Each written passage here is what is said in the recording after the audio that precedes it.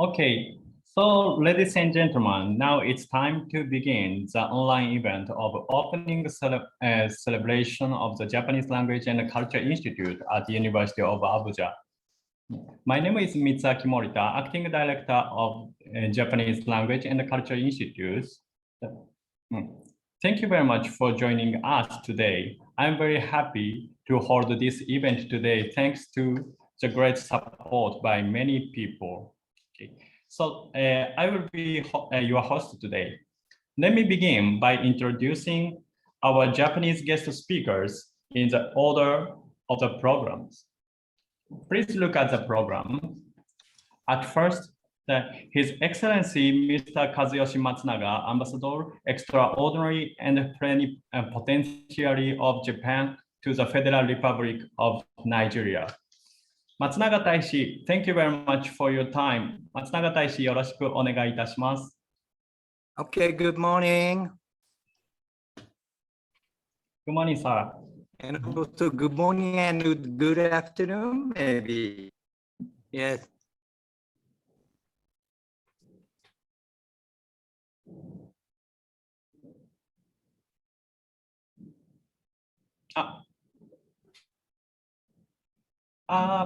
Matsunaga Taishi, can you repeat again? It kind of stopped a little bit. Okay, I'm sorry. My internet connection is very poor right now. Can you hear me right now? Okay, now it's okay. Thank you very much, Mr. Matsunaga. Okay. よろしくお願いいたします。よろしくお願いします。Okay, thank you very much. From Study in Japan Global Network and Hokkaido University, Dr. Hikaru Kusakabe, Study Abroad Coordinator. Dr. Kusakabe, thank you very much for your time from Tanzania today. Kusakabe sensei, ありがとうございます。Greeting from not Tanzania, Zambia. Zambia. But don't worry, don't worry. Yes, hello everyone. I just want to greet through Hausa, Sanu. Thank you very much. Very good. The Hausa language you can speak. Thank you very much. Okay, then from the Japan Foundation, we have Ms. Yasuko Abe, the advisor for Japanese language education and Japanese language specialist. Ms. Abe, thank you very much for your time from Kenya. Hi, おはようございます。Good morning, everybody. Hello from Kenya. はい、よろしくお願いします。よろしくお願いします。Thank you very much. And before the lecture, Professor Abdul Rashid Allah, the Vice Chancellor of the University of Abuja, will talk about the purpose and background of the establishment of JLCI. Okay. And after the Japanese guest speakers, Dr. Asemota, please look at the program here. Dr. Asemota will talk about the brief history of Japanese language education in the University of Abuja. Asemota sensei, よろしくお願いします。よろしくお願いします。お願いします。Okay. And I'd like to introduce some students from the University of Abuja who will support the online operation of this program. Mr. John from the Faculty of Engineering. John さん、よろしくお願いします。よろしくお願いします。Okay. And Miss Oluwase Ajay from Faculty of Social Science. Oluwase さん、よろしくお願いします。よろしくお願いいたします。はい、よろしくお願いいたします。Okay. And in addition to our guest speakers, we also have participants not only from Nigeria, but also from Japan, Cote d'Ivoire, and Mexico, and Zambia, and Kenya. Okay, thank you very much. Okay. So now let's get started, but I have a few cautionary note on proceeding. Please mute your microphone at first. Then, if you have any questions, please write them in the chat box with the title like questions for Mr. or Ms., the name of the presenter as a beginning. When it's time for questions, I and Dr. Asemota will read them out. Okay. And finally, if you have no internet connection problems, please turn on the camera as much as possible. Okay. And okay, so I want to start the program, but before that, can I take photo with you all? Because I know that many of you have taken time out of your busy schedule. So I want to take photo at the beginning. So can you turn on your camera as possible as you can? Okay. Okay, and please repeat after me the name of the Nigerian dish, the egusi. When you say egusi, the corner of your mouth is lifted up to make smile. Okay, please repeat after me. Egusi. Okay, very good smile. Thank you very much. Okay, so one more, please. One more is Japanese food name. Okay, I try to make it. Please wait. Okay, so please repeat after me. Sushi. Sushi. Sushi. Sushi. Okay, thank you very much. Thank you very much. Okay, sorry, it's the many participants, only the one more, please. So, okay, so next, please say your favorite food, the name of your favorite food, and make smile, okay? For me, maybe jollof rice. So, okay, let's say together, jollof rice. For me, it's beans and dodo. Okay, thank you very much. Okay, so let's return to the program. Back to the program. So program number one, the vice chancellor. So, okay. So opening remarks and the purpose of the background and of the establishment of the JLCI, Professor Abdul Rashid Na'Allah, vice chancellor at the University of Abuja. Professor Abdul Rashid Na'Allah, sir, is here. Thank you. Yes, I am here. Thank you so much. Okay, thank you very much for your time. Director. Yes, sir. Okay, I stopped sharing the screen. Okay. Okay, so Mr. BC, could you give your lecture now? Thank you very much. Thank you very much, Director, Japanese Language and Culture Institute, distinguished members of JICA here present, Your Excellency, the Japanese ambassador to Nigeria. I didn't see you, I just saw you right there. You cannot miss His Excellency is right there. And our students and staff who are here present.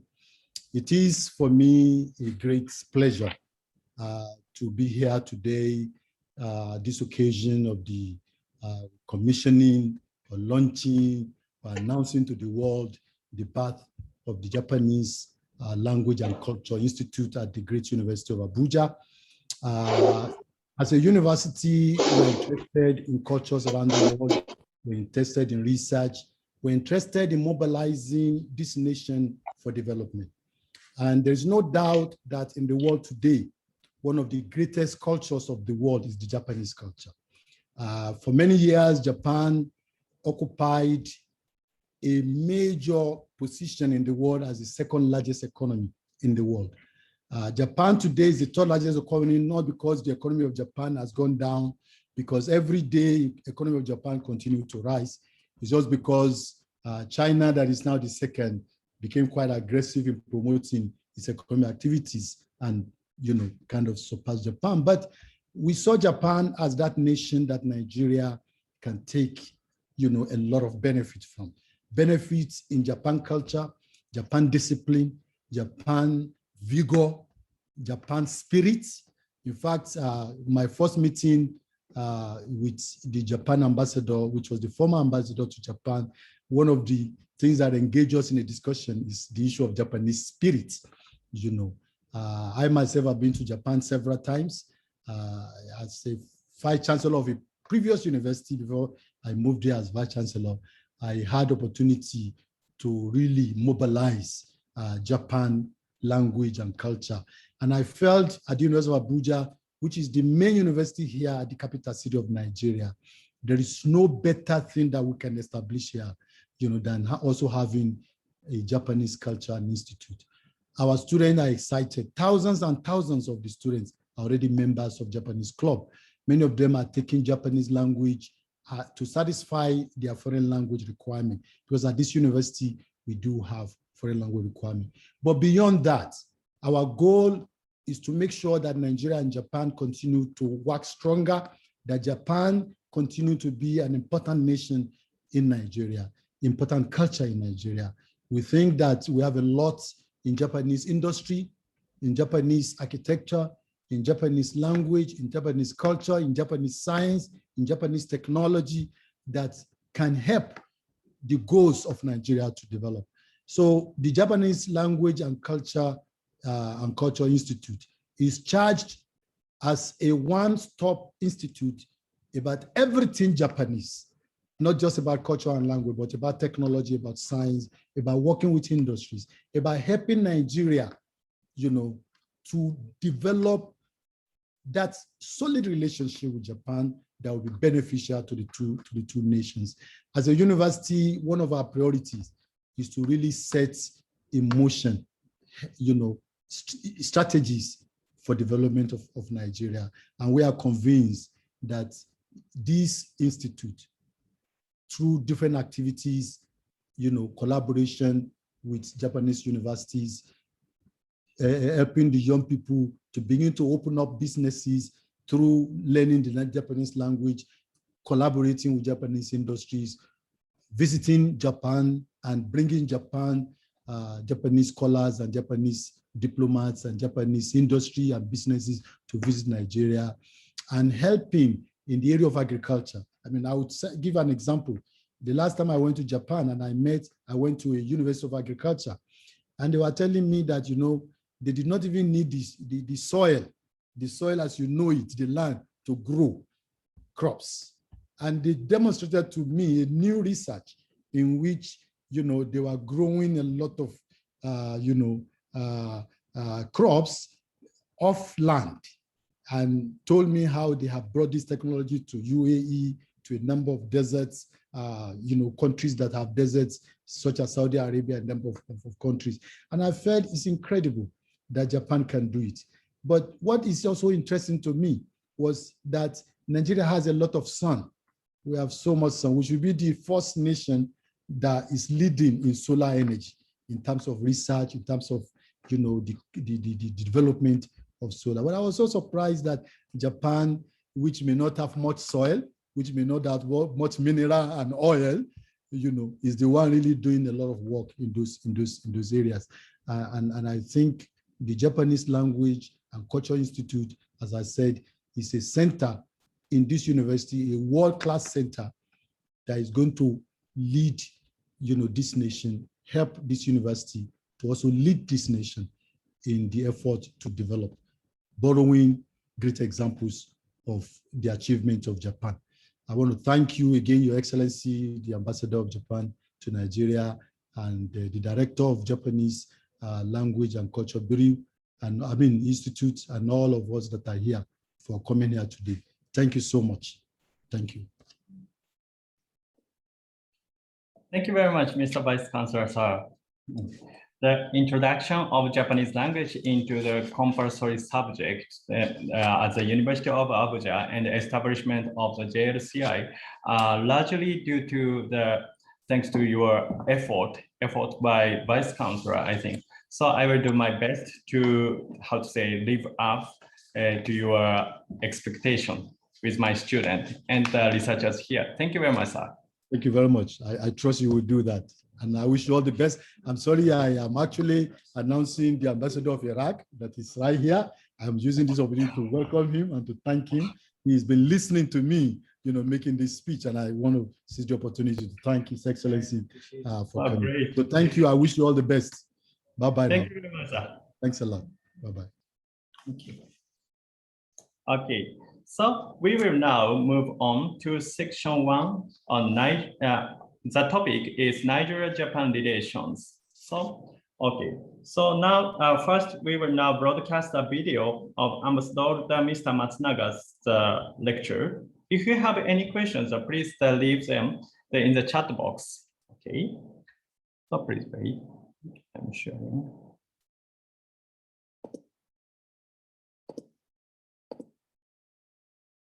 Okay.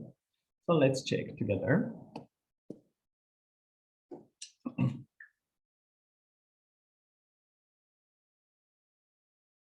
Professor Abdul Rashid Naana, Vice Chancellor, University of Abuja, distinguished guest speakers, ladies and gentlemen. Thank you for being present at the opening celebration of the Japanese Language and Culture Institute of the University of Abuja. My name is Matsunaga Kazuyoshi, the Ambassador of Japan to Nigeria. Let me introduce myself by explaining the meaning of my first name, Kazuyoshi. Kazu means job in the Swahili language in Tanzania, where I worked 9 years ago. Yoshi means good in Japanese. In short, Mr. Kazuyoshi means Mr. Good Job. Today, I would like to do a good job for all of you. This boy is me. I was 5 years old when for the first time in my life, I met a non-Japanese. Coincidentally, that gentleman was a Nigerian. After that encounter, I learned that there are different races, languages, and cultures in the world.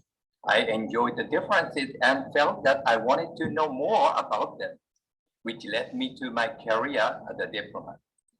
In this regard, it is my pleasure and honor to serve as Ambassador of Japan to Nigeria and to have the opportunity to make a presentation to you who are learning about Japan and studying its language. Japan and Nigeria have officially been friends for over 60 years. I will explain the bilateral relation between Japan and Nigeria based on the topic that you requested in the pre-survey, which was conducted last week by Morita Sensei. Before we look at the future of our cooperation, we must first go back to where we began. History of trade. The history of trade between our two great countries reaches back over a century. Japan began to show interest in West Africa in the 1920s, exporting cotton textiles from around 1930, establishing a shipping route to Lagos via South Africa in 1933, and establishing a trading office in Lagos in 1939. In 1960, the Japanese embassy was opened in Lagos. After that, in 1960s, several Japanese textile companies focused on Nigerian cotton, transferred Japanese spinning technology, and established factories. From 1970 onward, some Japanese companies began production of steel products, motorcycles, and cars. Then in the 1980s, the Japanese trading companies started importing Nigerian crude oil against the backdrop of high oil prices in Asia. Diversifying trade. In order for a trade relationship to grow, there must be various opportunities to promote trade. The Tokyo International Conference on African Development, TICAD, has been a vessel for exploring how we can improve trade relations for the development of Nigeria and the rest of the African continent. In year 2008, TICAD 4 was held, inviting all African leaders of the state and representatives of UN agencies. TICAD 4 advocated that Africa, including Nigeria, be transformed from an aid target to an investment target, with the public and the private sectors working together to promote African growth. As a result, the Japanese companies operating in Nigeria have diversified. To date, there are 47 Japanese companies doing business in Nigeria. Some import cars and machinery from Japan, Some export sesame seeds to Japan. Up to 40% of the sesame consumed in Japan comes from Nigeria. Japanese companies supporting the lives of Nigeria. Japanese companies don't only trade in Nigeria, they are also committed to improving the lives of the Nigerian people. Japanese companies have built 35% of Nigeria's electric capacity.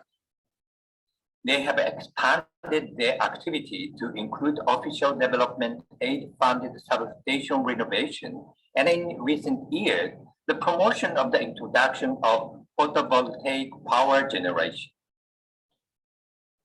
Some companies have also entered the energy sector, including the design of Train 7, a liquefied natural gas LNG production facility currently under construction, as well as refinery construction and the delivery of measurement equipment. You can find many Japanese products in Nigeria. Honda and Ajinomoto are among the companies that manufacture products in Nigeria. More Japanese companies are planning to open factories in Nigeria, which will facilitate job creation for Nigeria. Reasons for strengthening Japan-Nigeria relations. The major reason why Japan is so interested in strengthening relations with Nigeria is because Japan and Nigeria are geographically and socially contrasting countries that complement each other.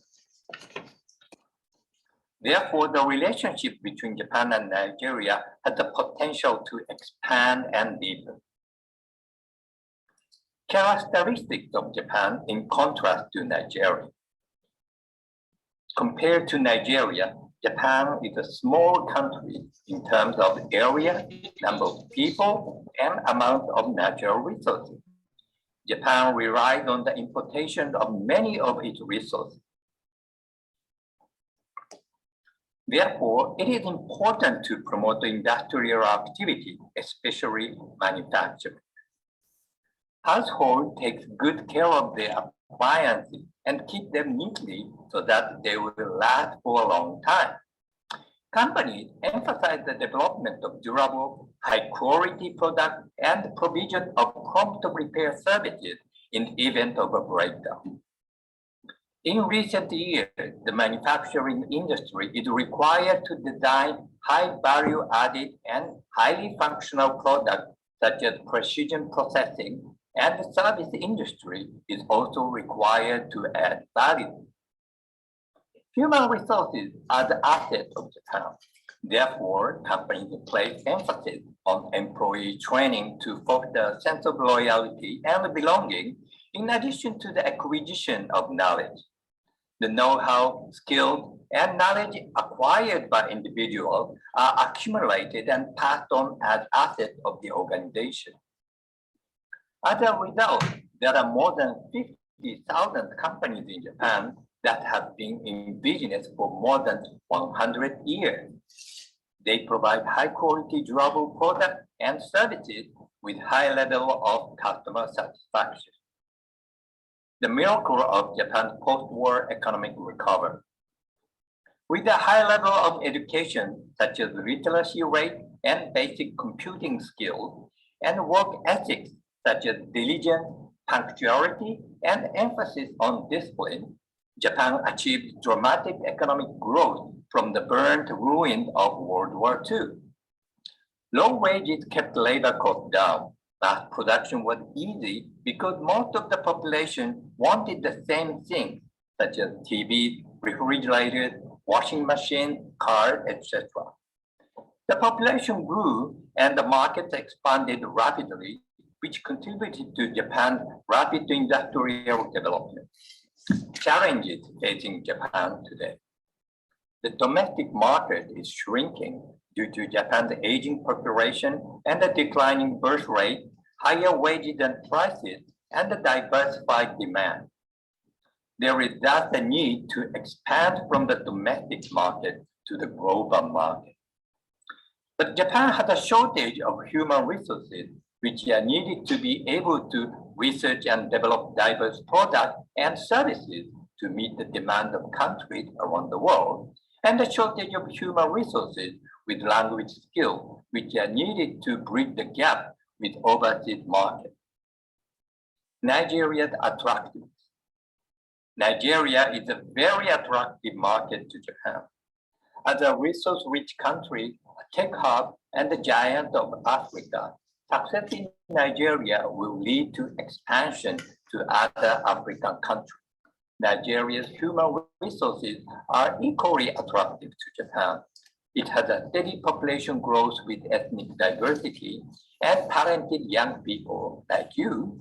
The widespread use of English language also limit communication barriers.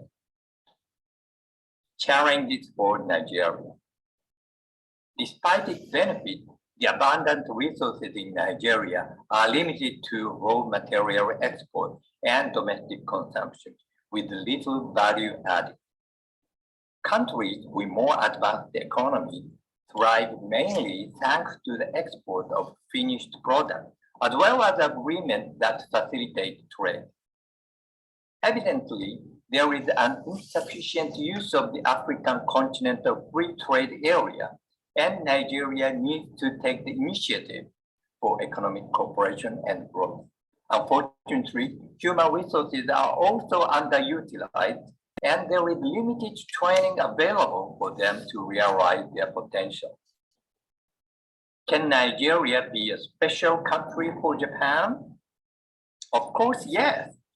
With the advantages and limitations of both countries in mind, I strongly believe that Nigeria's abundant natural and human resources, coupled with Japan's high technology, quality, and work ethic, can create an abundance of added value and can expand Nigeria's domestic market to Europe, North and South America, and Asia, as well as to African markets.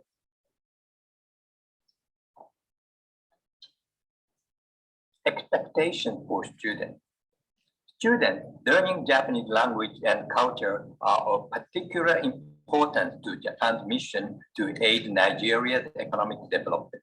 We hope that you will continue to study Japanese and use your Japanese language study as an opportunity to expand your interest in Japanese culture, its economy, and so forth. Japanese companies do not expect you to be just a highly skilled interpreter or translator of Japanese. Rather, we would like you to develop your expertise and bring your best into any role you are assigned to. Possibility of employment in Japan. I hope that students will actively take advantage of scholarship programs, including MEC, Ministry of Education, Culture, Sport, Science, and Technology Scholarship, Abe Initiative, Ashinaga Africa Initiative, which is a study abroad program for trafficked orphans, and Nigeria Jubilee Fellowship Program to study in Japan or do an internship at a Japanese company. There is no better way to understand the culture than to be immersed in it. I would like to conclude by saying that we will always be better when we work together. Avail yourself of the opportunity for development that Japan offers. Let us make our individual and collective life better through economic cooperation. Thank you. Instead of a Q&A session, I would like to answer a question that some of you asked in the pre-survey conducted by Morita Sensei last week. How can I work remotely for a Japanese company from Nigeria? With COVID-19, there is a trend among Japanese companies to prioritize remote work for the safety of the staff. There was a case in which a Japanese company concluded a $3 million deal with a Nigerian startup via the internet without face-to-face negotiation. With the speed at which information technology is advancing in the world, there is a possibility that remote working will greatly increase in the future. I myself specialize in information technology and have reformed the teleworking system in the embassy. with the use of licensed office packages to enable staff accomplish tasks and share information in a timely fashion from the comfort of their home.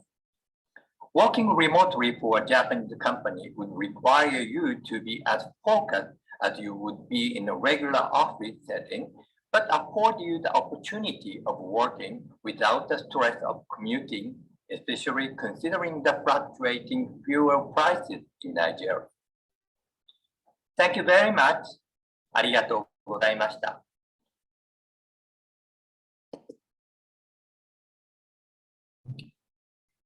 Thank you very much, Mr. 松永。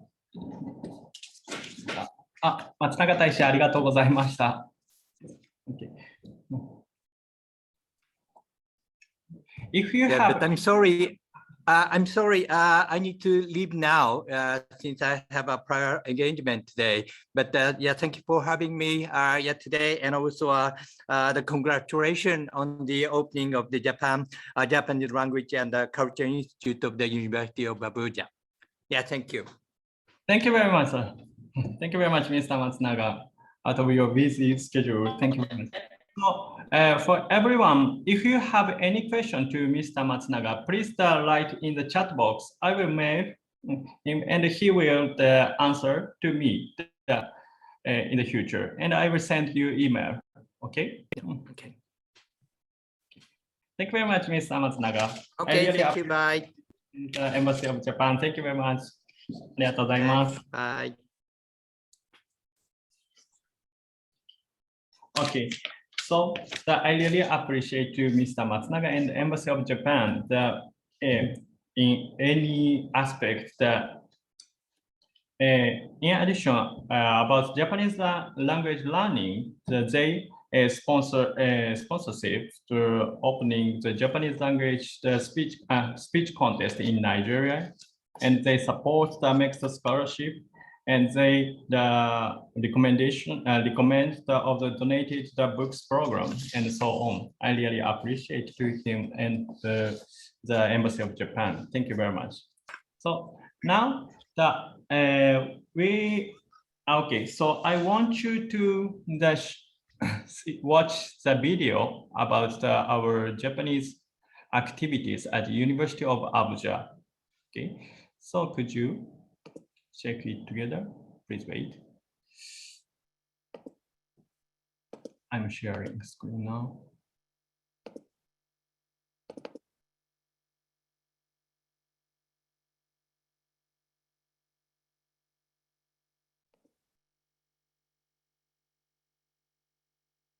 Okay.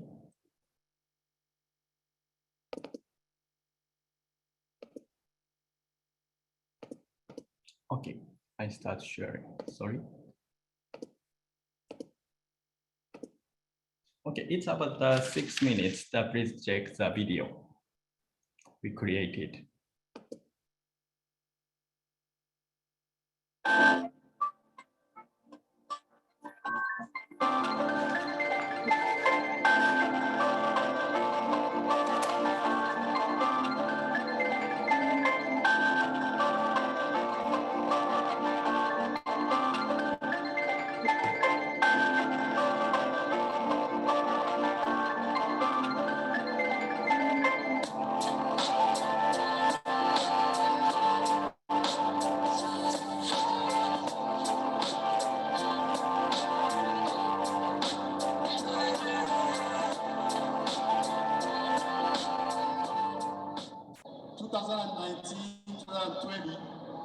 We are going to introduce foreign language as compulsory at the University of Abuja.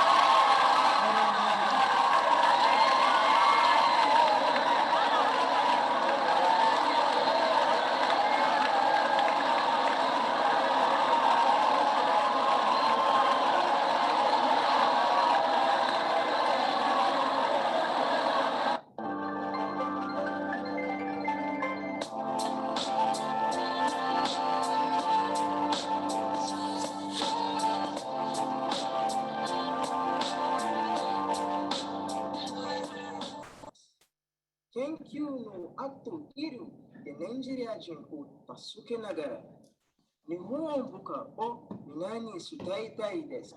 アブジャ大学に入学したのは本当に幸運でした。なぜなら私たち学生に日本語の授業を導入してくれたからです。いつか日本に留学したいという新しいモチベーションのおかげで、授業に精神の塩を払って、今は少し上達しました。日本にいたら日本料理を食べ、祭りに参加し、その国の言葉を話すのが楽しみでした。日本語を勉強して人生にはチャンスがたくさんあること、人の力を借りて道を切り開くことができると学びました。希望してず、これからも頑張ります。火祭りと清祭りを体験してみたいです。寿司や刺身も食べてみたいです。また、日本文化の聖地である富士山を見てみたいです。夢のために全力で頑張ります。私は日本語を学ぶ人々の一員であることを嬉しく思っていますし、これからもそれを続き、学ぶ意欲のある他のナイジェリア人にも教えていきたいと思っています。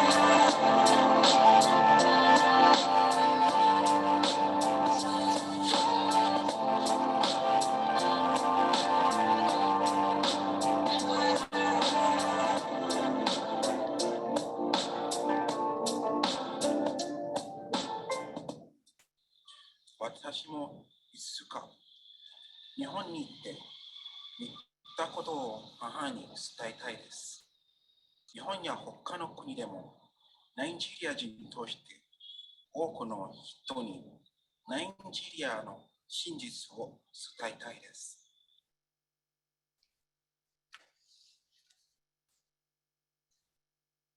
お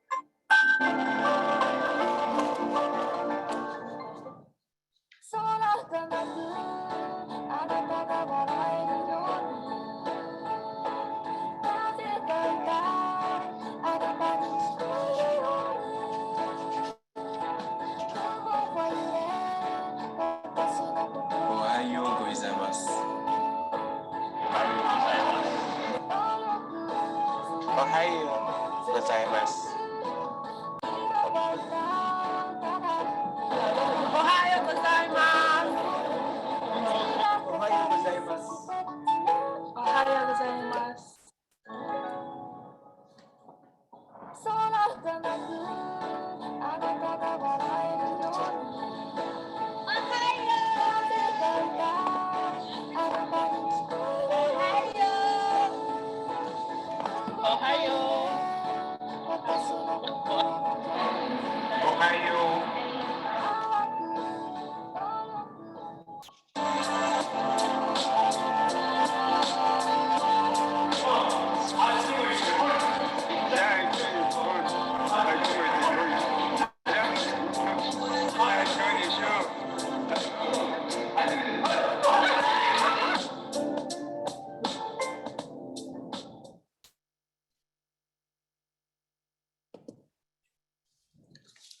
Okay, thank you very much for watching the video about the introduction of the Japanese activities at the University of Abuja.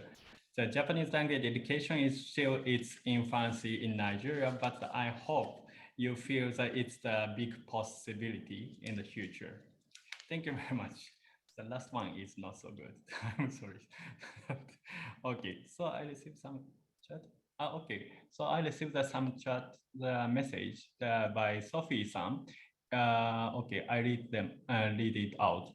Is there a way to learn Nihongo online, Japanese online? Yes. Like apps, yes. For those of us that are not student of University of Abuja, yes. And just love to take Nihongo as a third language. Also, I am very happy about this Japanese language class starting in Uni Abuja, but is it going to be available to all students, not only in University of Abuja? Arigatou gozaimasu. Okay, thank you very much for the message. Yes, we are planning to the class for everyone from Nigeria as a JLCI. After this course is for all students after studying the beginner class in University of Abuja to keep studying that. So I kindly ask you to master the hiragana and the katakana by yourself.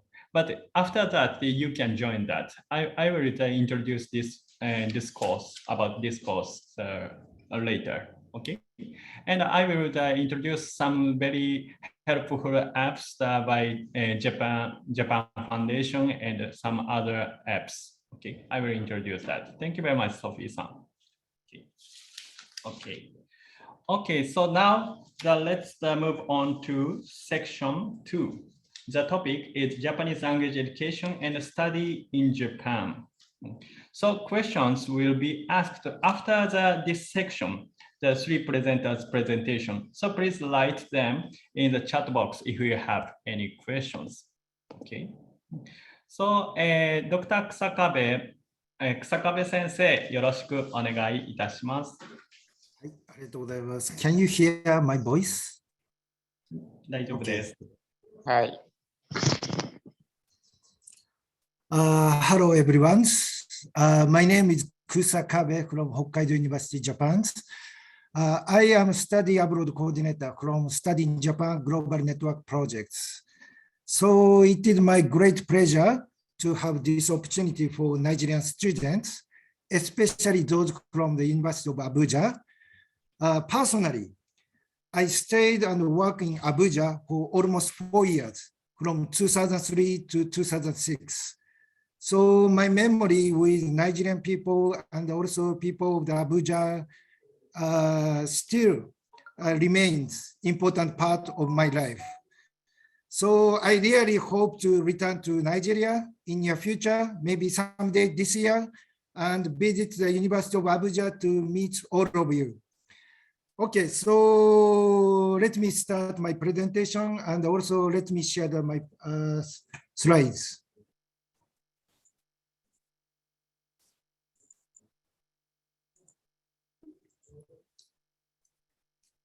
Is it okay? Okay. So my presentations today cover the 2 topics. Wait. The first one is overview of studying Japan for Africa. The second one is the tip for applying to scholarship. Excuse me. So I display.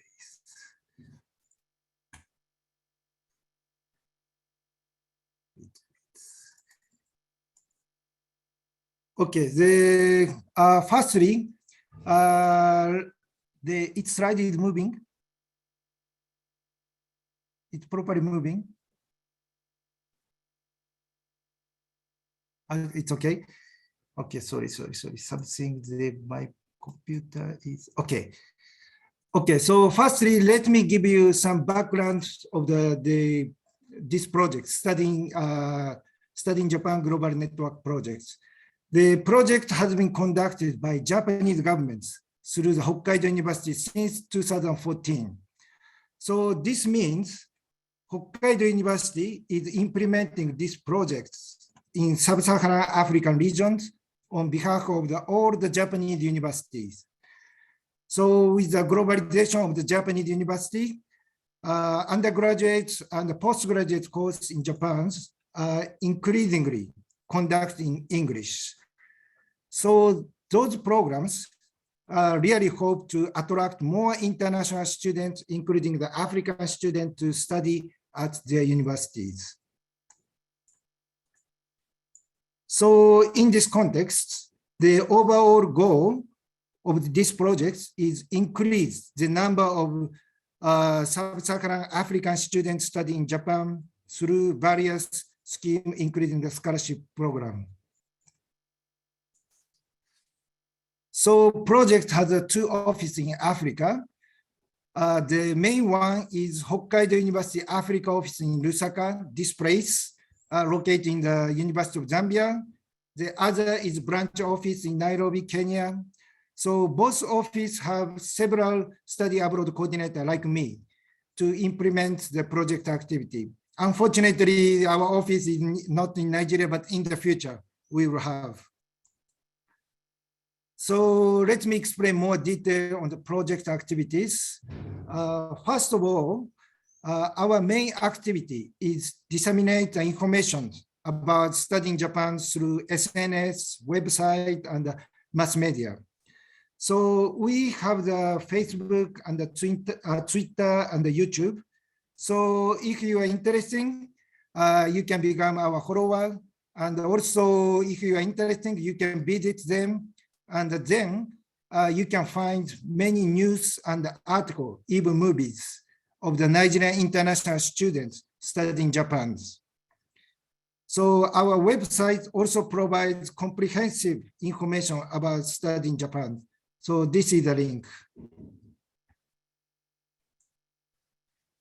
So also we promote studying Japan through African mass media, such as radio, newspaper, and TV adverts. In case of Nigeria, as Nigeria is a large country and has big population comparing to other African countries, so we have produced 3 TV commercials and broadcast them through Channel TV in Nigeria since 2021.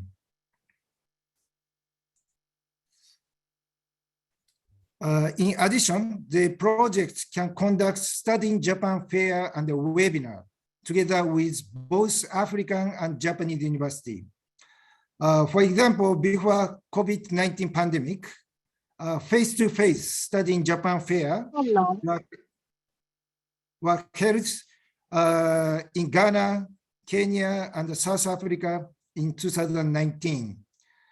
However, during the pandemic, it means from 2020 to 2020, even this now, these activities were conducted online. But now the pandemic is coming to the end. So we'd like to resume our face-to-face activity. So we'd like to conduct this kind of study in Japan Fair in Nigeria, especially Abuja, someday this year. Okay, so I'd like to briefly talk about current situation of international students in Japan. In Japan, there are more than 300,000 international students, especially higher education institutions. However, when you look at the figure for Africa, we find there are only 2,247 African students studying in Japan. This is quite a small portion, and we'd like to increase this figure more. Through today's opportunity, I'd like to encourage you to study in Japan. So, by the way, of those 2,247 African students in Japan, 76% are postgraduate students. The most popular field of study for African students in Japan are engineering and also agriculture.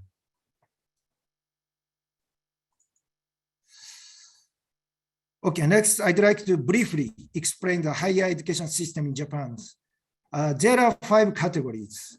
The first one is the university, which means the undergraduates. The second one is a graduate school for master and the doctoral students. The rest are junior college and the college of technology and also professional training college. In Japan, only university and graduate school, some of the university and some of the graduate school offer the program conduct in English.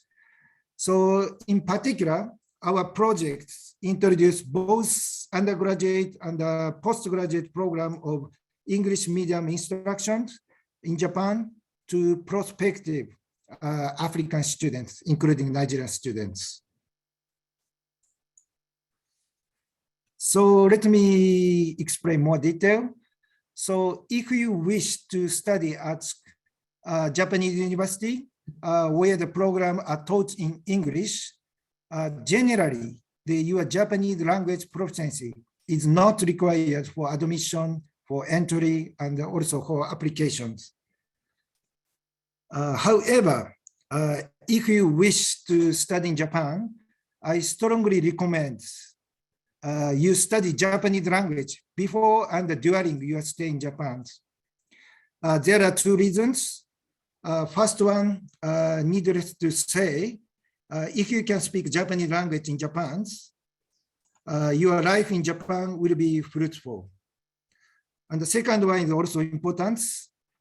If international students studying in Japan show the good performance in both academic area and Japanese language proficiency, they can work in Japan as high-skilled professional after graduation with longer periods and with good payments in Japan.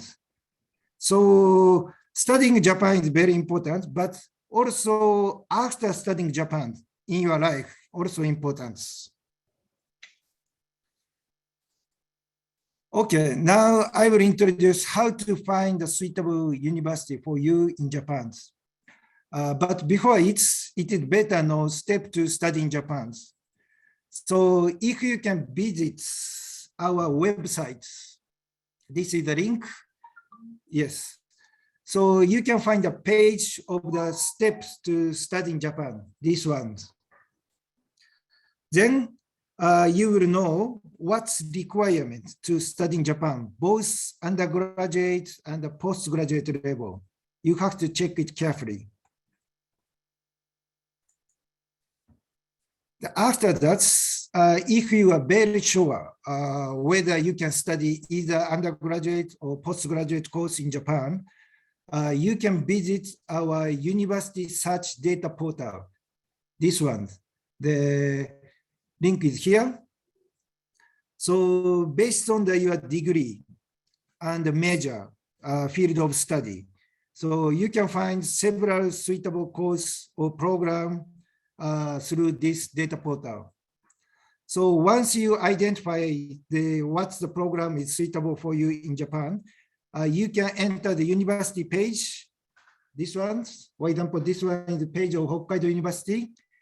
Yes, gathered more critical information such as degree title, scholarship, and application periods.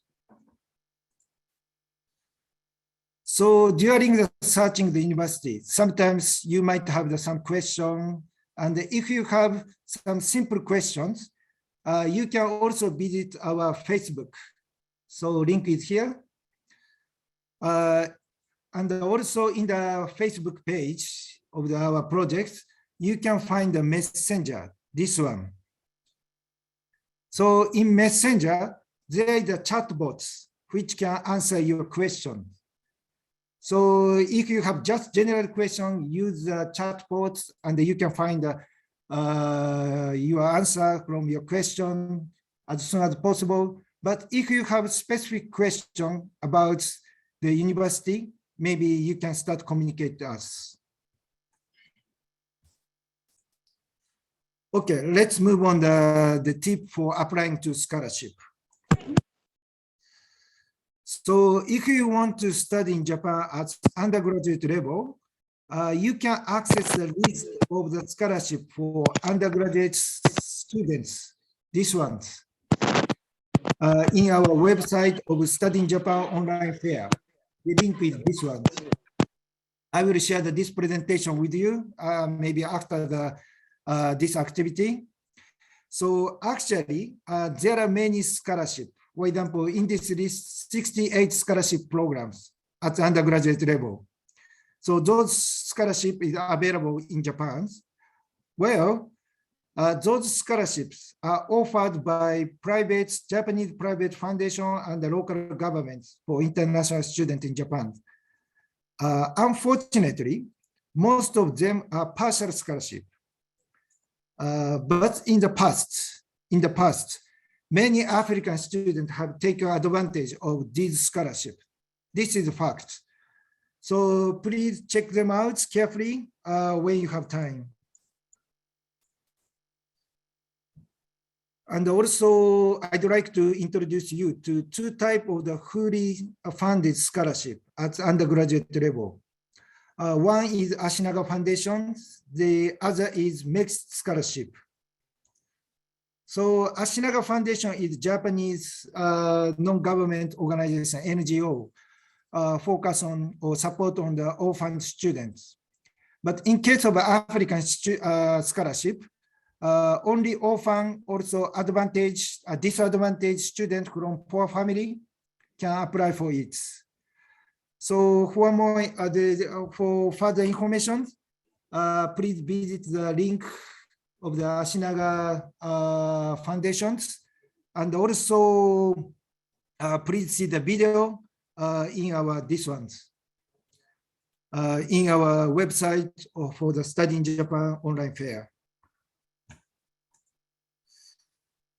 Okay, then there are mixed scholarship for undergraduates, for those who are between the age of 70 and 25. So age limitation is there.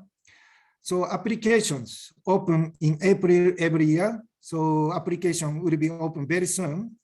So you can visit website and the Facebook of Embassy of Japan in Nigeria in order to get the application form and the guideline. So benefits of the mixed scholarships are quite substantial. You can see monthly stipends approximately $1,000 US. So however, this is a very, very competitive process. You have to prepare well, and here some link to pass examination paper. Okay, so regarding the scholarship at postgraduate level, you can also access our website for Studying Japan Online Fair. The link is here, the top. So you will find the two lists of the scholarship for master student and doctoral students. So please check carefully, and when you have time, if you have any questions, you can contact us. Please do not hesitate to communicate us. So regarding the fully funded scholarship at postgraduate level, I'd like to introduce you the mixed scholarship and the JICAD scholarship. In mixed scholarship, there are two types. So one is mixed scholarship with embassy recommendation. The other is mixed scholarship with Japanese university recommendation. The former is more, I think, more famous and familiar with you. And the application of mixed scholarship with embassy recommendations also opened in the April, as same as the undergraduate one. And you can visit the website and Facebook of Embassy of Japan in Nigeria to get the application form. So in mixed scholarship, if you study at graduate school in Japan, you will be classified as research students. So main qualifications are described here. For example, you must be under 35 years old, and you must be university graduates or prospective graduates. Also, you must show excellent academic record, especially in the research area. So therefore, this is also a competitive process. You need to prepare very well. Okay, so in JICA's scholarship, there are Abe initiative for master degree with internship program. It's already JICA official, Mr. Sasaki explained. And also SDGs, Sustainable Development Goals, Global Leaders for master and doctoral course. So both programs have different target people. So, and also as JICA assistants, generally have done between the government. So therefore civil servants have more advantage or more opportunity to have the JICA scholarship. Financial support is also available from the university. For example, university have their own funded scholarship, and most university in Japan offer the tuition fee exemption or reduction for the international students. You can visit our university search data portal. I already explained this data portal. And if you access the university page there, for example, this one, Hokkaido University's page, you can find the financial supports, this one, provided by Hokkaido University. So maybe you can utilize this data portal and find university-owned scholarship.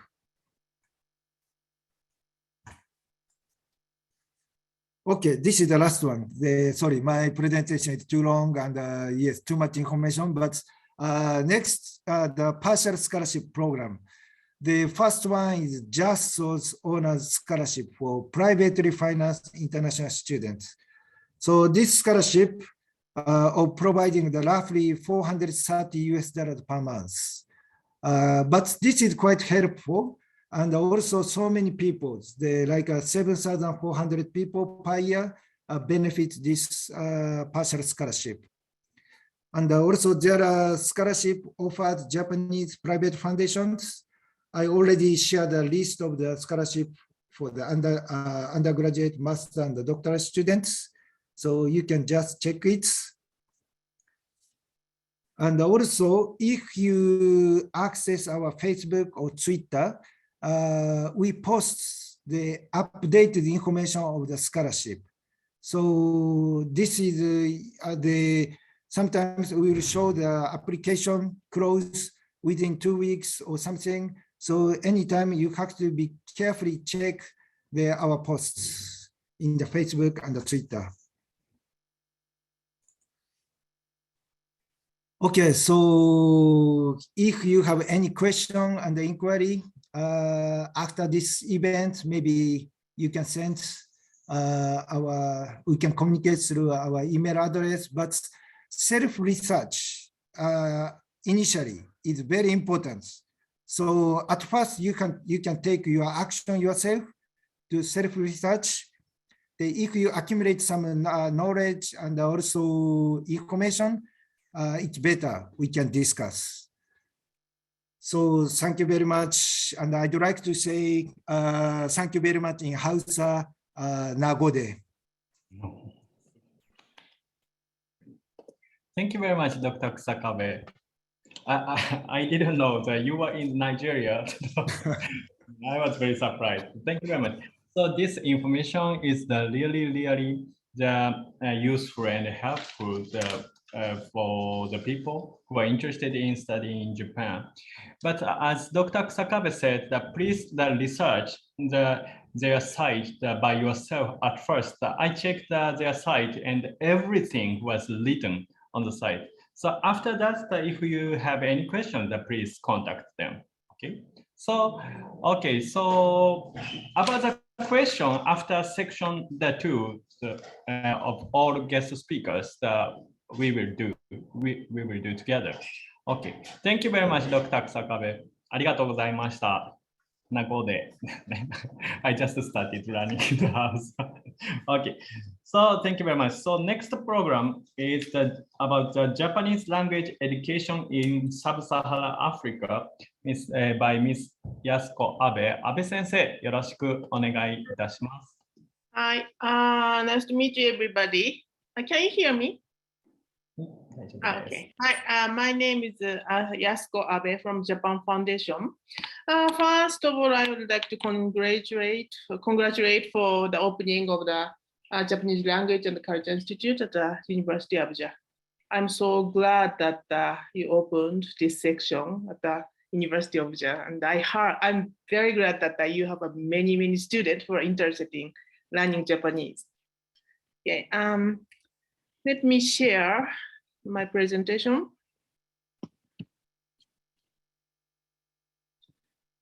Hi, so now I'm talking about Japanese language education in Sub-Saharan Africa today.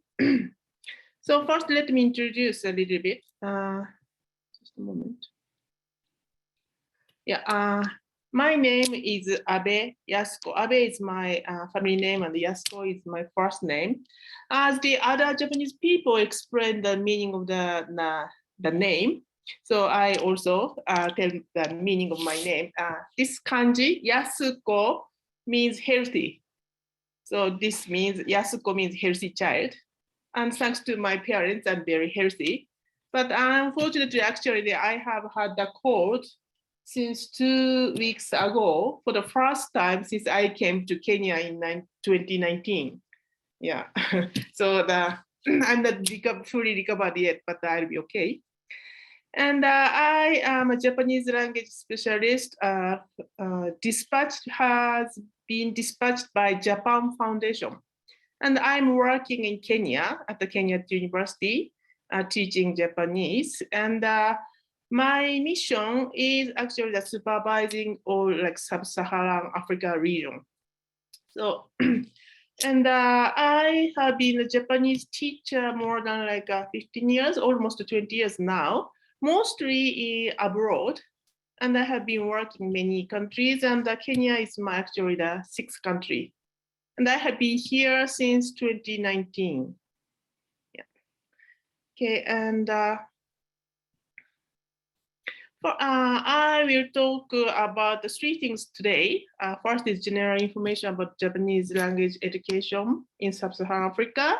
And number 2 is about the common problem or difficulties in this area. And number 3 is the future challenges. Okay, so let me go on to the first one.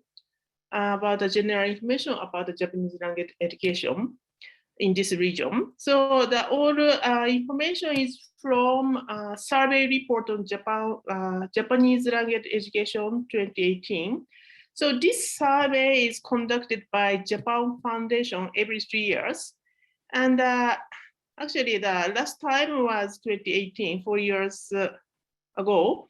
And actually, after 3 years, last year, the same survey was conducted, but the result has not been coming out yet. So I'm going to use the data from the 2018, but after 4 years, some situations have been changing. So as long as I know that, I will tell you the new information. Okay, so first, for your reference, this is the number of Japanese language learners in the world. So you can see that this is our region. Yeah. And the total number of the Japanese language learners in the world outside of Japan is about 3,850,000 people. And in our region, Sub-Saharan Africa, usually in total, about 10,000. Okay, so as a percentage, like most of the Japanese learners abroad out of Japan is Asian, mostly like for more than 45% is from East Asia, like China, Korea, or Taiwan, and other Southeast Asia. And here you can see Africa is our region, still 0.3%. Yeah, so the Japanese learning is still minor in our region, but it means also like we have a lot of potential and possibility in the future, I think. And here is the number of the learners in Africa. In Africa means in sub-Saharan Africa. Yeah. And here you can see the highest, the number is from Cote d'Ivoire. Yeah. Look at the 2018. So there are more than 3,300, and Kenya and Madagascar is more than 2,500 people, learners. Actually, these three countries are always the top three countries and stable. We have the stable learners in these three countries. And but about the number of institutions in Africa is Kenya has the highest number, and next in Madagascar, and next is Cote d'Ivoire and the other countries. Because in Kenya and Madagascar, we have the Japanese courses in some universities and some colleges and private language schools. But in Cote d'Ivoire, many learners are from primary or secondary school. So it means the kids, the student, are learning Japanese, not as a course, not as a Japanese major course, but as a club activity after school. That's why the number of the learner is highest in Cote d'Ivoire, but the institution is different. And also the number of the teachers in Africa is highest in Kenya, and the next is Madagascar, Cote d'Ivoire, and other. Actually, the result of the 2018, like Kenya more than 100, is not reflecting the reality actually. I think the reality number is around 50 teachers in Kenya for now. And next one.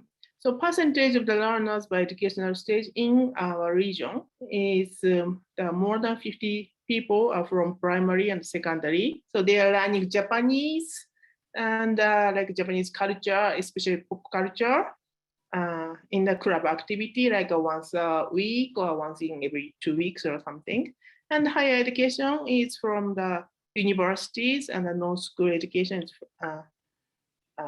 private language school. Next one. So this is the chart of all these the same data. So, just a moment. Yeah. So country and region here, and the number of institution, teachers, learners here.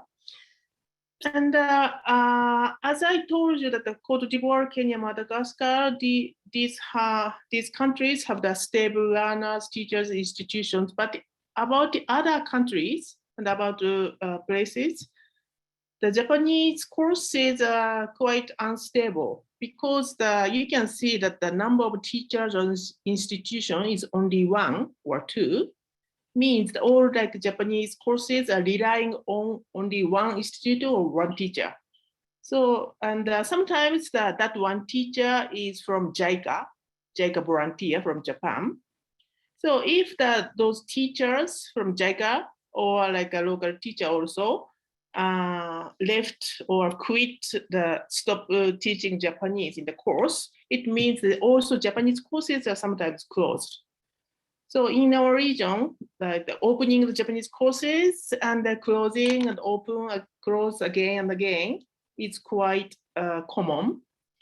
So that is one of the biggest problem in our region, I think. But in this chart here, even the number is not big, but Ghana has many teachers, and they have the stable number of learners, and Benin also stable, and Ethiopia these days, because of the political reasons, I don't know, that maybe the situation of the country is not very good, and maybe courses are closed for now. And Zambia, Tanzania, Mozambique are closed. Japanese courses are closed because all teachers are from JICA, and they went back to Japan because of the COVID, and they are not coming back yet. And DR Congo and South Africa, they don't have many people, many learners, but teachers are local people. So they stay in their countries and continuously teaching Japanese. Okay, and next one is objectives of Japanese learning language in Africa. In this chart, the brown line is the tendency of the world in the world. And the green bar is from Africa in 2018, and the blue bar is 2015 from Africa. And the highest motivation is interest in the Japanese language itself, and interest in anime, manga, J-pop, fashion, etc. Yeah, interest in pop culture.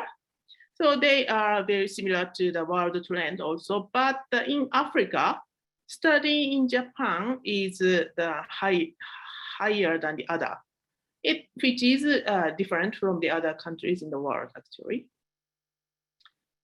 So, and about the textbook which are used in sub-Saharan Africa, is mainly most of the institutions use Minna no Nihongo, and some use Erin's Challenge and the Genki. So these are all have the English explanation, English translation, I think.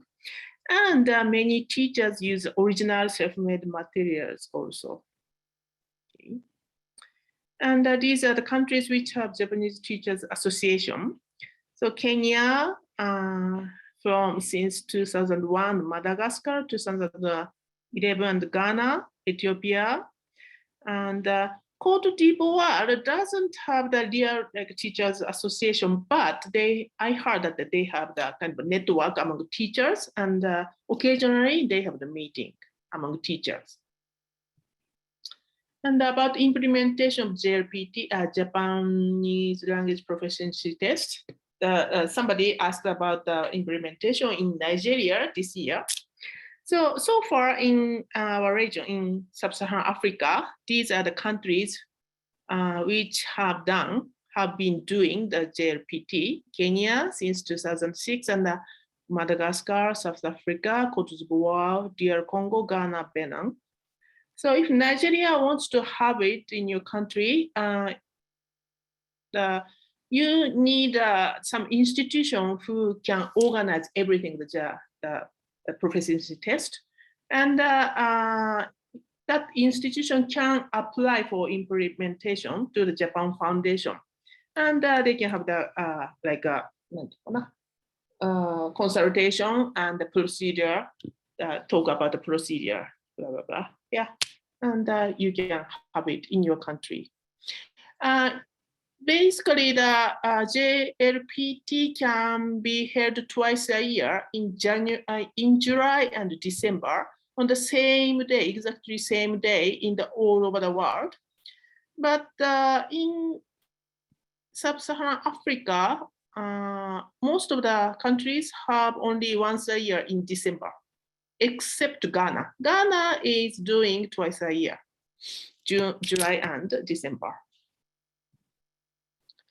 Okay, next one. This is about the Conference of Japanese Language Education in Africa. So we teachers have a conference regularly, annual. We started as the conference only in Kenya in 2012, and from next year, we started to have the conference in East Africa. So the countries in East Africa, 4 or 5 countries together, and mostly host was the case, Kenya, and sometimes Madagascar also are hosted.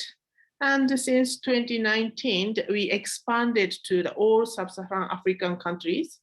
So first conference was held in Ethiopia, and about 13-14 countries joined from sub-Saharan Africa. And the next year it was canceled because of the COVID. And last year, Kenya hosted the second conference, but online. And this year, third conference will be held in Benin this year. And the next one, I'd like to talk about the common problems and difficulties in our region. So for learners, actually the difficult problem is usually insufficient learning environment. For example, classrooms or facility, equipment, and internet environment, and so on.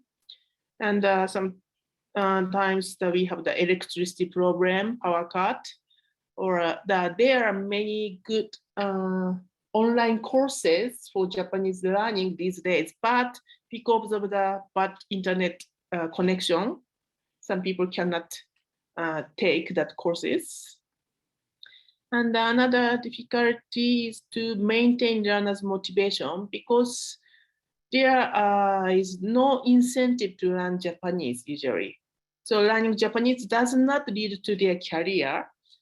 Compared to these days, compared to the Chinese language, if people learn Chinese language very hard and they can get the job in their countries with a Japanese Chinese company or something. But these days, Japanese is a little bit difficult to use that in their career. So, and for teachers, the problem is poor working condition of teachers and instability of employment. So sometimes teachers cannot be paid properly by the institution, or because of the sudden change of the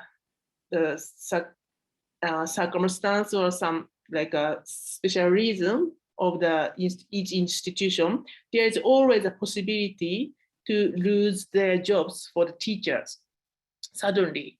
So sometimes teachers cannot concentrate on teaching only Japanese. Maybe they need some second job or side job. And another one is no opportunity to improve Japanese language ability. In most of the countries, there are not so many Japanese teachers and not Japanese native Japanese teacher. So they have a lack of the opportunity to improve Japanese language ability, their own. And problem for the whole, it's difficulty to increase the number of the learners. In some countries, the number of the, your country in Nigeria, the number of the learners is increasing drastically. But for example, in my country, in Kenya, for example, number of the learners has been decreasing because of the security reason, but there are some terrorism or it connects to the number of decreasing the Japanese tourists or something. Okay. And the shortage of teachers because of the reasons above, like a poor working condition or something, and the shortage of teaching learning materials, because for our countries, for the countries in Africa, it's very difficult to get the materials sent from Japan because of the cost of the shipping and the taxes. And the fragility of Japanese language education. As I already said that in some countries, Japanese language education is relying on only a few teachers, and it's unstable. If they leave, and the Japanese courses will be closed at the same time. So this is the future challenges in sub-Saharan Africa. So as I said, the Japanese learning education is still young in sub-Saharan Africa countries. So, and each institution in each country has its own a different situation or reason. So each country, institution, needs to look for the way of developing the Japanese courses, looking for the cooperation of some embassy or JICA or other Japanese organization. But what we teachers can do is, I think, the establishing a network between teachers, the sharing information, not only about the Japanese language or Japanese teaching, but also the how to manage the institution, how to look for the cooperation or something like that. Yeah. And another thing is holding teachers seminars, the Japanese language education conference regularly to encourage the teachers to get more about Japanese ability itself or Japanese teaching the method or something like that. Okay, and I hope from the chart of the 2018 that there was no Nigerian name on the chart because at that time, like 4 years ago, there was no report which was Japanese courses was conducted in Nigeria at the time. But I'm sure that from the result of the last year's survey of Japan Foundation, the Nigeria will come up to the top 3, or maybe could be the top #1 in sub-Saharan Africa. Yeah, so I really expect the Nigeria will play a big role in the sub-Saharan African countries, even leading the Japanese courses, the Japanese language education. Yeah, so with a big number of learners and very lively activities. So yeah, that is for all today. Okay, thank you for listening. Thank you very much, Abe Sensei. ありがとうございました。Okay, so thank you very much for the lecture. It's very useful and it very motivates me too. Yeah, so as a Japanese teacher, I want to cooperate with the Japan Foundation, and I want to ask you to give us advice in the near future, and I hope more active make the Japanese language education in sub-Saharan Africa than in Nigeria, and West Africa and sub-Saharan Africa more active. Thank you very much, Abe Sensei. Thank you. Hi, ありがとうございました。 Any question to Abe Sensei, please chat in the box. Okay, so after later that I will ask her. Okay, very good. Okay, so Dr. Asemota, next is by Dr. Asemota. We talk about the brief history of Nigeria. Okay, so I will share the screen. Please wait. Okay.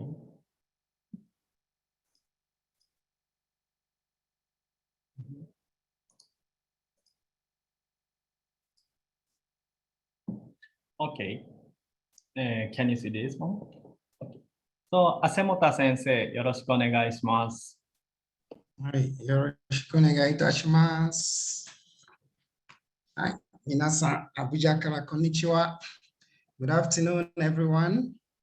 I want to first and foremost recognize the presence of the ambassador who was with us, the ambassador of Japan to Nigeria, the Vice Chancellor of the University of Abuja, and the representative of JICA, that is Mr. Taigu-san.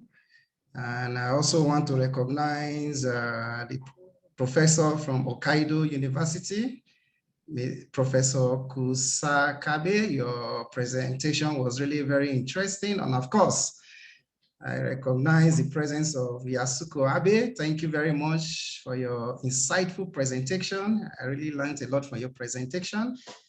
Mr. Morita, of course, thank you, the convener of this workshop or the opening ceremony. Mr. Mitsuaki Morita, thank you very much. And of course, I think I just cited the presence of Dr. Adeyemi Francis Gabriel. Is joining this program from Australia.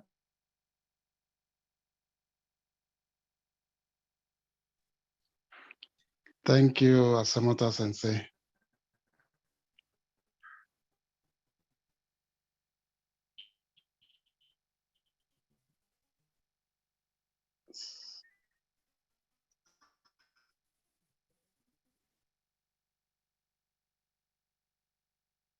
So I will proceed with my presentation. Can I take control? Sorry. So Morita sent, okay, could you, yeah, take control. So first, the presentation, the content of this presentation, we look at Japanese language education at the University of Abuja. So we're going to take an overview of the challenges we are facing in the University of Abuja as we try to implement the compulsory Japanese language. So next slide, please, Morita. Yeah. So first, I think it is important for us to look at a brief history of University of Abuja. As some of you know, previously Lagos was the capital of Nigeria. The previous, from just like in Japan, I think Kyoto was the previous capital of Japan. From Kyoto later, the capital was changed to Tokyo. So Nigeria equally have a similar history. Previously, the capital of Nigeria was Lagos, but in 1991,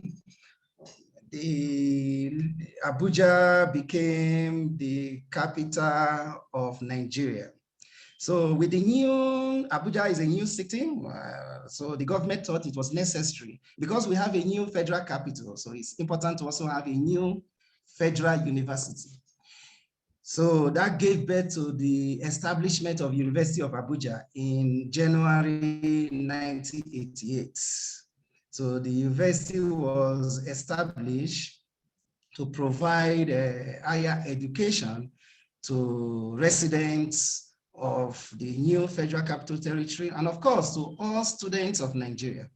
So I would say the University of Abuja is very unique in Nigeria. It's unique because, not just because it's at the center, we have what we call the catchment areas in Nigeria. So it means that it takes students from all over the country, unlike different other universities in Nigeria that focus on students from regional states, students from neighboring states. But University of Abuja admits students from all over the country. So that's why it is very unique.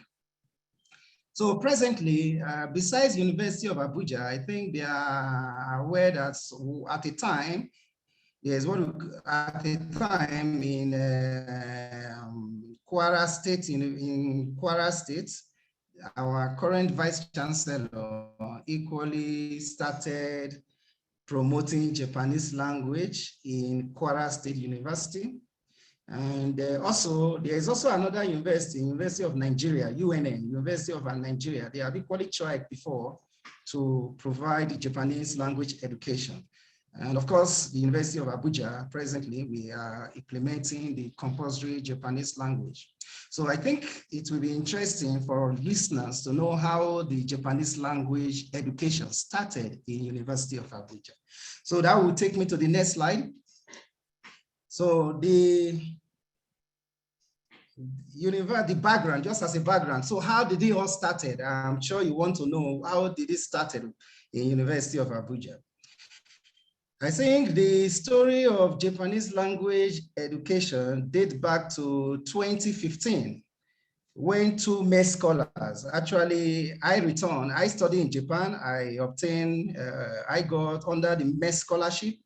I got MES scholarship and I studied in Kyushu University in Fukuoka, where I lived for almost 6 to 7 years. So after my PhD, I also work as a postdoctoral researcher in Kyudai, in Kyushu University for 2 years, and I returned to Nigeria in 2014.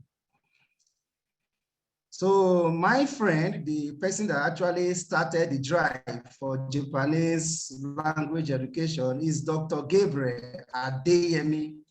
Adeyemi Gabriel returned to Nigeria in 2015. He also studied in Kyudai. So fortunately, both of us were staff of University of Abuja. So we returned from Kyushu University back to our job. Of course, before we go to Japan for study, we were lecturers. We were lecturing in University of Abuja. So when we obtained MES scholarship, we took study leave and go to Japan. So after our study, we returned to University of Abuja. So when Dr. Gabriel Adeyemi came back, he discussed with me because we faced a lot of challenges in Japan. Upon arrival in Japan, I arrived first in Japan before Gabriel. So upon arrival in Japan, I faced a lot of difficulty in settling down to my new environment, Fukuoka. A lot of people could not speak English. I had problems. Maybe sometimes I want to go to convenience store, supermarkets. I don't know how to go and I lost my way. And I'll say, sorry, excuse me. The Japanese they don't listen to me. They just walk away from me. I was like, sometimes I'm going to Kyudai, to my university. I got lost on my way. I got lost and I could not get help from Japanese. Sorry, excuse me, can you help me? They walk away from me. I was like, wow, these people, they don't like African. I had that kind of previous thinking that Japanese, they don't like Africa. So I almost started crying in my room in Japan. I say, well, it's difficult to stay here. So my colleague also, Gabriel, equally faced some of this problem. So, but later on, Kyushu University have a very fantastic program. We call it, they call it a Nihongo Kenshu course. That's intensive Japanese language training for 6 months. So both of us, we enrolled in that program. We studied Japanese for 6 months in Kyushu University Ryugakusei Center, that's International Center. So after 6 months, I started speaking some Japanese. So I was able to speak conversational Japanese. So immediately I realized that my study, my life pattern changed and my thinking about the Japanese people changed too. So for instance, if I could lose my way, I need help. I don't say, excuse me anymore. I say, sumimasen. I see all of them come to me, hi. So onegai shimasu. I see all the Japanese willing to help me. I remember a day in Yubin Kyoku, I got lost. I said, oh, I'm going back to my Rio, Gakusei Rio. So I don't know my way. I was so surprised. The Japanese elderly woman took me from the post office to my hostel. He said, oh, Ishori Ikimashoka. So we went together. So my thinking changed. I said, oh, these people are really very fantastic. My thinking before was because of language, and it was very clear. So it was that time where we realized that language is very key to understanding ourselves better. So when Gabriel's son came to me, he started it. He came to me, Mr. Gabriel, he said, there is need for us to establish a Japanese culture club. Because in Kyudai, we also have what we call it's a cycle. They call it cycle. So we in Kyushu University. So we came, we said, Gabriel started it, Gabriel's son, Dr. Gabriel, he started, and we started with just 4 students. Only 4 students, and he used to have the lecture in his office. 4 students, we come and he started teaching them Japanese. That's how it all started. So later on, I worked with him and with the cooperation of Mr. Hideki Sakamoto. Mr. Sakamoto was the first secretary to Japanese embassy. He was in charge of information and culture. So Mr. Sakamoto supported us, and that's how we started. We started having JCC, Japanese Culture Club. So Japanese Culture Club, please, the next slide, Mr. Mori. So this is a picture of myself and Mr. Gabriel. You can see a small shashin. This is myself to the left, and this is Dr. Gabriel. So it is these 2 people, we started it, and it was driven by Dr. Gabriel. He started the lecture in his office. Later, I supported it. That's how we all started. So later, we got support from the embassy, and that's the beginning of JCC. So as I said earlier, the student membership, we are just 4 students largely from chemistry departments, chemistry students. They were interested, and we Gabriel San organized lecture in his office for these 4 students. But over time, our member has increased to over 1,500 students presently in the University of Abuja. And I said earlier, the aim of the Japanese Culture Club just to promote cultural exchange just to teach our Nigerian student, our student in University of Abuja about Japanese language, not just language, the culture. I could remember then the embassy staff taught our student how to use the chopstick, ohashi, and some other Japanese food, sushi and all that. So it was really very interesting learning the language and combining it with the rich cultural heritage of the Japanese people. So the first, you can see, this is a picture of our classroom. So this is staff from the Japanese embassy, Mio Sensei.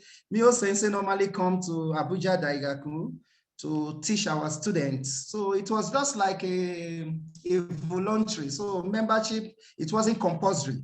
It was just like if you have interest, you join the club. So those Abuja University students that interested in Japanese joined the club. So it was not compulsory. So our first Japanese Culture Day, JCC, was held in 2017. So, but however, in 2018, due to logistic problem and Mr. Gabriel-san was not around, he went to Australia at that time. So we could not celebrate Japanese Culture Day in 2018. But in 2019, we had a very big event, Japanese Culture Day. So this is our banner. You can see the banner here, Japanese Culture Day.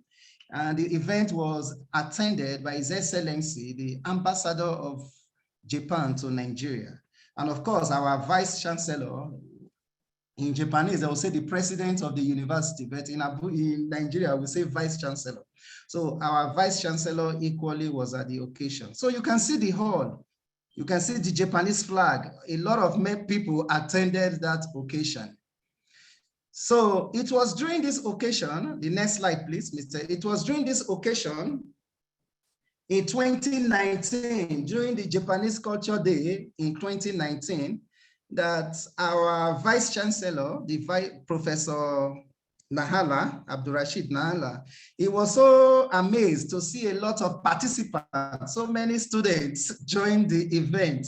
So he was so amazed, he was surprised, and in one of his remarks, it was during that event, he declared that from 2020, they are going to have a general study. We call it GST, General Study Course. And that general study we call is a GST 211, is foreign languages, not only Japanese language. I think presently we have Arabic, about 6 languages, Arabic, Japanese, Korean, and Portuguese, French, and so on. So students are free to select any foreign languages. So interestingly, so many students, over 1,000 students. Morita-san we were very tired last session, marking a whole lot of scripts.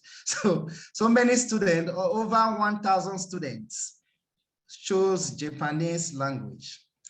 So you can see, so the history of Japanese language education in Nigeria can be attributed to the work of JCC. Because if there was no JCC, perhaps there would have been no opportunity for the Vice Chancellor to see how interested the Abuja University students were as it relates to Japanese language. So it was during JCC event that the Vice Chancellor made that declaration that from the next year, which was 2020, Japanese language will be taught in University of Abuja. So immediately the Vice Chancellor made that announcement. Later, we interacted. He told me that, oh, Asemuta, you'll be the one to take the course. You will be teaching I said, I can support, but I think the students, I encourage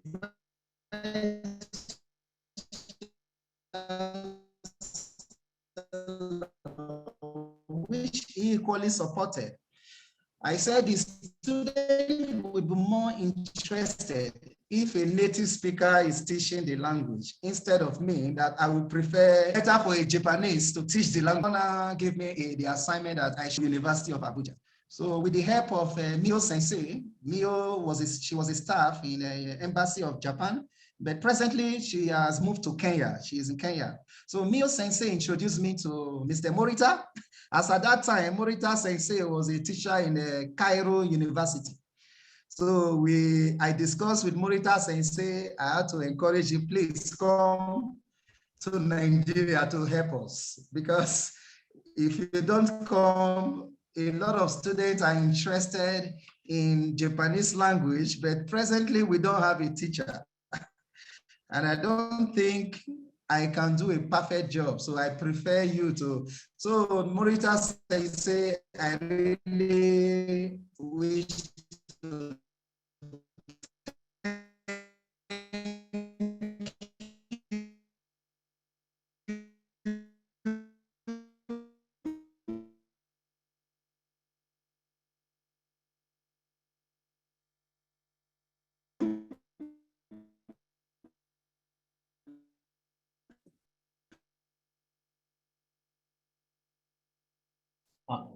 Asamoto Sensei, can you hear me? The internet issue now.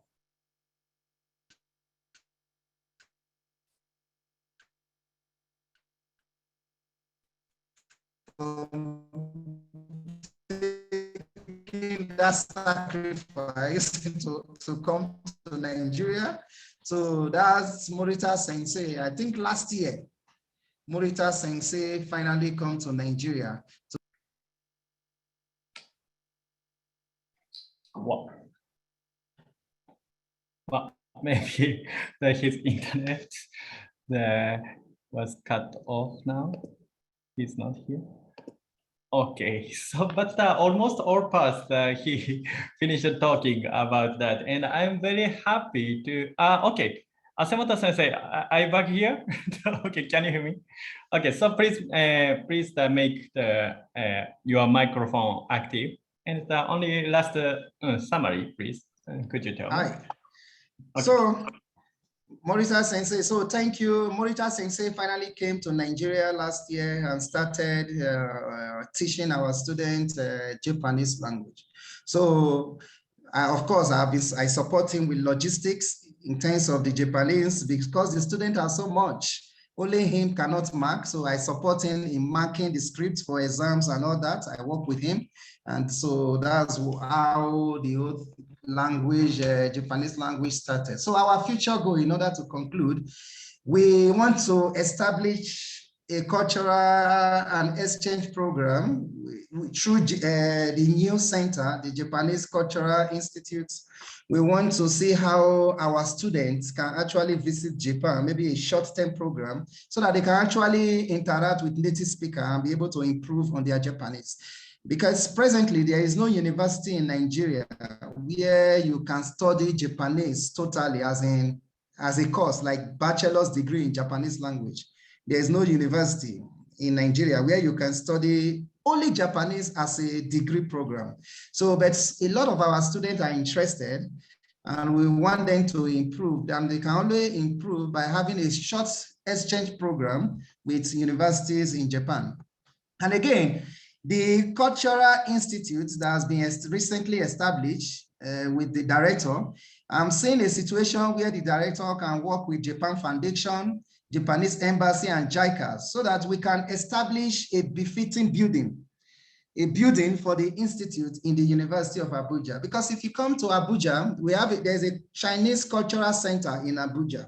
I think it is time for us to have a Japanese Cultural Center in University of Abuja. So the director can see how that is done, because if we have a befitting building dedicated to Japanese culture and language, that will equally means that the program will continue. And my worries now is, in case Morika-san leaves Nigeria today, we have a big problem. So we want to see how, the problem is we don't have any other teacher. So it's a big problem.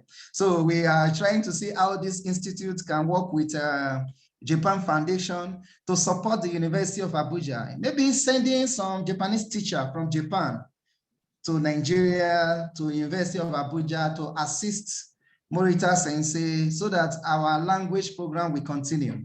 Because that's my worry every day, that, oh, if Morita-san leaves Nigeria today, what happens to Japanese language?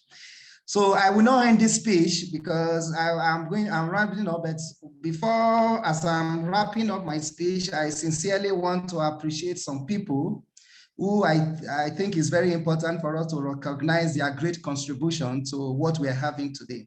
First among them is Ms. Dr. Gabriel Adeyemi. Is joining this program from Australia, from Melbourne. Gabriel-san, actually, he was the one that started this thing. So the story of Japanese education in University of Abuja cannot be complete without mentioning his name. He was the one, the brain behind it. It's like the way you cannot tell the story of the history of Rome. You cannot tell the history of Rome without mentioning Julius Caesar. So you cannot also mention the history of Japanese language in University of Abuja without recognizing the contribution of Dr. Gabriel, Mr. Sakamoto Hideki, and myself. And of course, the Vice Chancellor, the present Vice Chancellor made it happen. So I thank the Vice Chancellor, Professor Abdurrashid Naala, for supporting us to have this institute. Thank you very, very much. Okay. Thank you very much, Dr. Asemoto, for the great lecture, speech. And thank you very much, Dr. Gabriel Adeyemi Sensei from Australia. I'm very happy to see you again. Okay, thank you very much.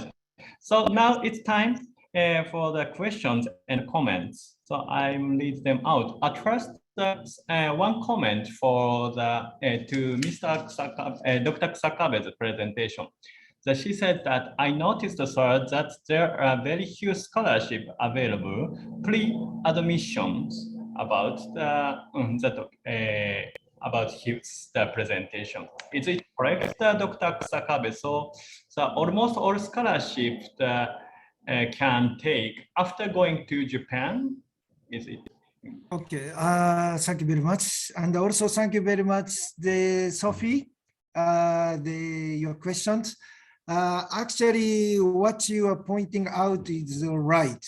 I accept, and also quite limited opportunity of the scholarship available pre-admissions. But this time, I will show another aspect of the reality through the statistics. Can I share my screen? Yes. Okay.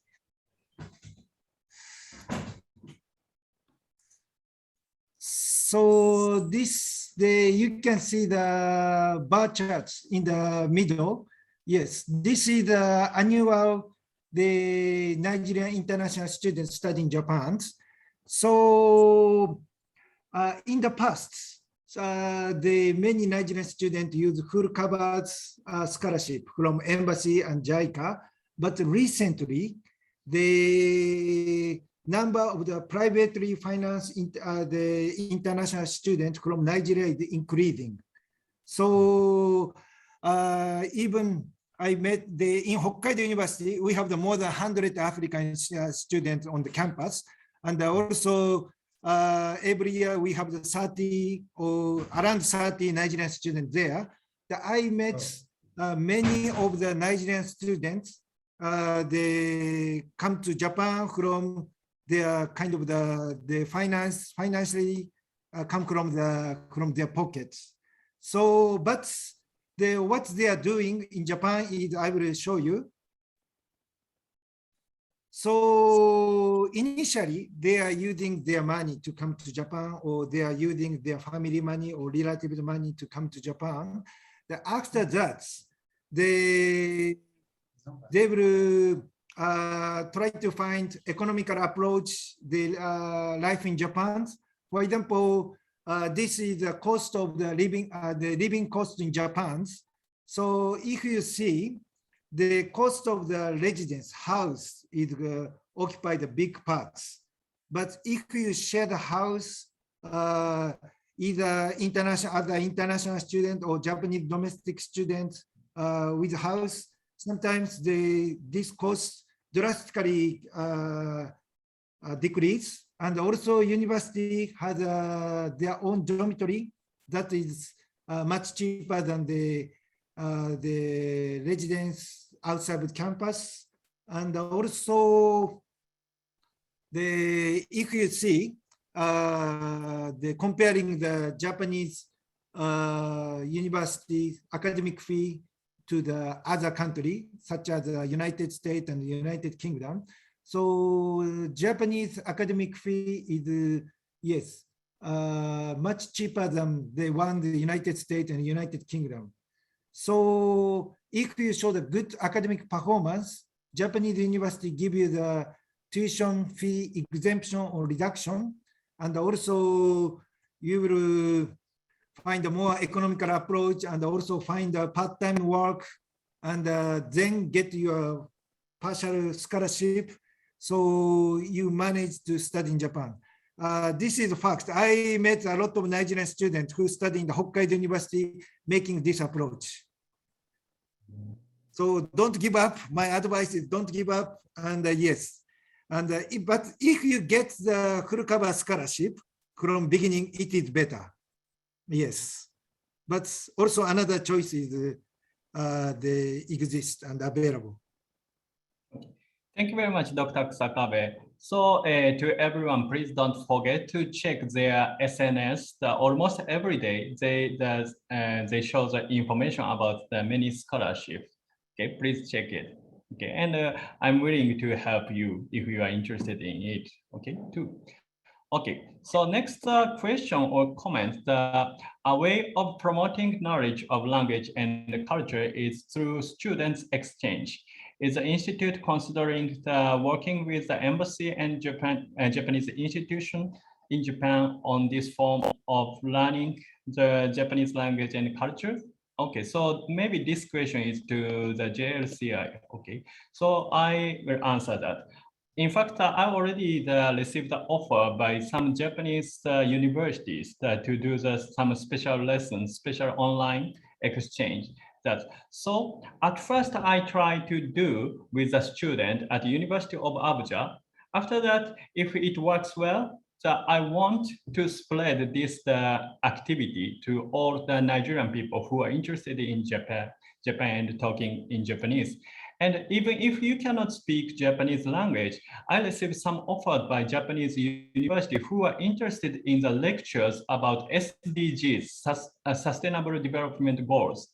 So they want to know about the situation in the sub-Saharan Africa's problems or some issues in English. For example, in Japan, there are so many students who are learning the English too. Okay. So I also make the SNS Facebook page just 1 week ago or 2 weeks ago. So please check the SNS information, and I will send you by email when you register joining this event. Thank you very much. So do you have any other questions? If you don't have any questions, we have last 2 minutes. So I talk about please let me make the closing remarks. Okay, sorry. Okay, so just for 2 minutes. Okay, at first, I'd like to thank all of our Japanese guest speakers and everyone, not only Japanese guest speakers, but also Nigerian guest speakers and everyone else who joined us today. So as you know, JLCI has just come into being now. So, and on the positive side, it is full of potential, as many people said. The negative side is it is still in the period of instability. Okay, so and I myself am also in my infancy in Nigeria. So I've just been here there for a short time. So, but with your support and advice, I hope this institute will become the Center for the Japanese language education and the Japanese culture research and the dissemination of Japan-related information, not only within the University of Abuja, but also to all people of Nigeria. Okay. So, and many of you may know that in Nigeria, currently it is a very difficult time for many students because of the strikes by ASUU, academic staff of the academic staff union of the universities. So almost all classes have been, suspended for many months. But I think this is one ray of hope that the many people who joined this event during such a difficult time, because this is evidence that the many people in Nigeria who want to get new information, who want to know new things. Okay, so I have only been in Nigeria for a short time and have a lot of things to learn about Nigeria more. But I promise you all that I will do my best to make this institute a helpful institute to you all, useful and helpful the institute to you all. And I thank. Okay, my next question. Okay, question comes. Okay, later I will answer. Okay, and I'd like to thank you all for your support. And we look forward to your continued support and the guidance and encouragement and the collaboration and cooperation. Okay, and okay, maybe only 30 seconds. Okay, so I hope that now that I'm in the office that just located a few weeks ago, and so I hope many of you that will visit to our office when you will be at the University of Abuja, and please feel free to contact us if you have any questions about Japan and Japanese things. Okay. Thank you very, very, very much indeed for your kind attention and joining us today. ありがとうございました. Thank you very much. I'm sorry for my bad English. And I don't want to forget about the mention about that to create this place. I really thank Professor Olabi. Thank you very much, the director of ICT Center at the University of Abuja, who set up this meeting and helped me a lot. Thank you very much, professors. Thank you very much. ありがとうございます. Okay, so now after answering the question, we want to finish. Okay, so my next question by Sophie-san. My next question is on Mixer. Okay, it is a Morita-san, can I quickly? Yes, just to quickly answer a question, Sophie, and to all students, you asked whether it's preferable. I will advise you to try both. If you apply to the university recommendation, if it works for you, fine. If you equally try the embassy, fine. So the dream is, as Kusakabe Sensei advised, keep the dream alive. Just keep the dream alive. Keep trying every opportunity until you succeed. Myself, I succeeded in my second trial. The first time I tried MES scholarship, I didn't get. They say, oh, Zane, I didn't get. But the next year, I apply again, so I was able to get. So just try JICA, Abe, every opportunity until you get to Tokyo. Thank you very much. Thank you very much, Asemota Sensei. And thank you very much, Dr. Kusakabe. I didn't see your answer, your chat box. Okay, thank you very much. So if you have any other questions, please contact them directly, okay? Or please contact me with the name you have the question to.